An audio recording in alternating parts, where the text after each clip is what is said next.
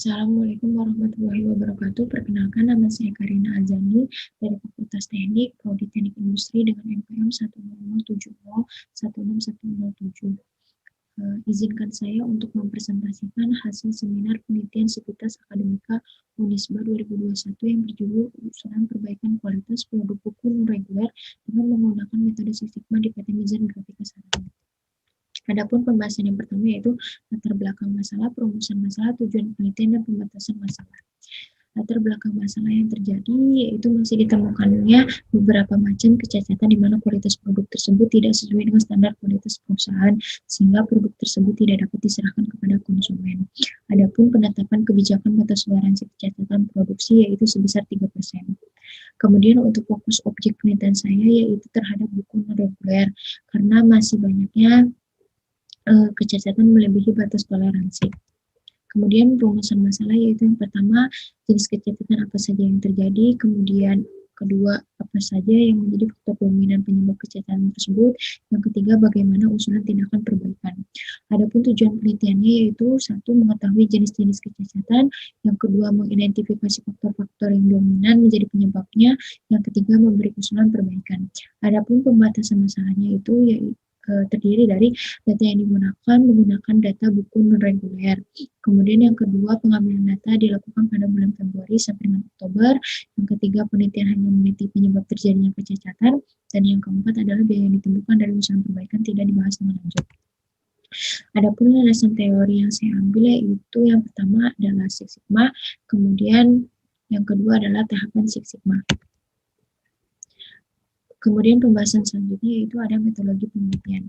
Metodologi penelitian ini merupakan langkah-langkah dalam penyusunan tugas akhir saya yang dimulai dari studi pendahuluan, studi pustaka, identifikasi masalah, menentukan tujuan dan batasan masalah, pengumpulan data primer maupun data sekunder. Kemudian langsung masuk ke dalam pengolahan data yang dimulai dari tahap define, tahap mensur, analis, improve, dan kontrol. Kemudian dibuat analisis dan dibuat kesimpulan dan saran.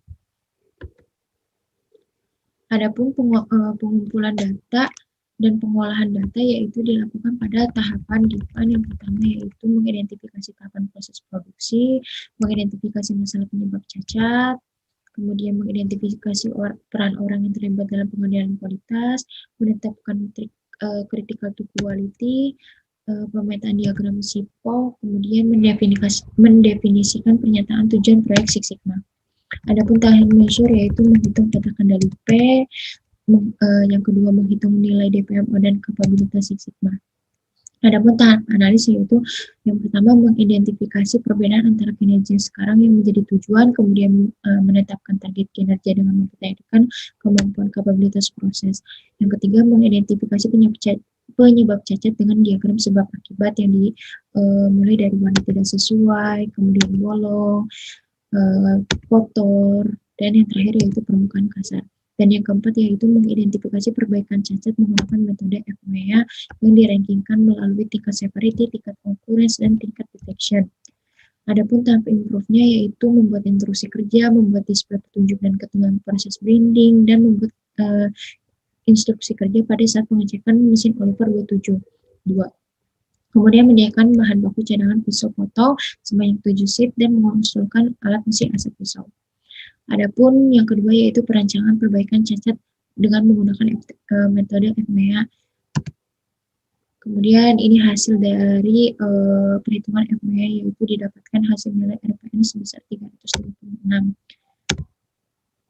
Kemudian yang ketiga pengembangan rencana tindakan perbaikan menggunakan 5W1H supaya untuk dapat mengetahui bagaimana atau apa saja yang harus dilakukan untuk PT Mizan Grafika Sarana ke depannya. Adapun tahapan kontrol yaitu kepala produksi harus mengawasi setiap stasiun kerja secara kondisional, kemudian kedua membuat display petunjuk sebagai informasi untuk operator, yang ketiga menambah pisau potong cadangan dan mesin asah alat pisau agar pisau tidak tumpul. Adapun analisisnya seperti yang dikatakan di sebelumnya yaitu instruksi kerja pengecekan hasil cetak, display petunjuk dan ketentuan proses blending, yang ketiga instruksi kerja pengecekan kondisi mesin Oliver, dan yang terakhir persediaan alat baku persediaan alat pisau trick knife trim sebanyak 7 sheet, dan alat mesin transfer pisau. Adapun kesimpulan yang dapat saya sampaikan yaitu yang pertama, berdasarkan perhitungan diagram Pareto terdapat 4 kategori kecacatan, yaitu warna tidak sesuai sebanyak 59%, bolong sebanyak 16%, cacat kuter sebanyak 15%, dan cacat permukaan kasar sebanyak 10%. Yang kedua, dengan menggunakan metode Six Sigma dan FMEA diidentifikasi ada 4 faktor yang menyebabkan kecacatan pada proses produksi, yaitu antara lain: pertama, kualitas bahan baku; kedua, mesin; ketiga, operator; dan keempat, lingkungan. Adapun usulan perbaikan untuk mengurangi cacat tersebut yaitu yang pertama, membuat instruksi kerja pada saat pengecekan hasil cetak; yang kedua, membuat display petunjuk dan ketentuan proses binding; yang ketiga, membuat instruksi kerja pada saat pengecekan mesin Oliver; dan terakhir yaitu menyediakan bahan baku cadangan pisau kosong trick knife trim sebanyak 7 sheet dan mengusulkan alat mesin asap pisau. Jadi kesimpulannya, untuk mencapai Six Sigma memerlukan kurun waktu 3 tahun. Diharapkan adanya pengecekan per tahun untuk bisa mengevaluasi apa saja yang menjadi penyebab kendala pada kurun waktu 3 tahun tersebut. Sekian presentasi yang dapat saya sampaikan, kurang lebihnya mohon maaf. Wabillahi taufiq wal hidayah. Wassalamualaikum warahmatullahi wabarakatuh.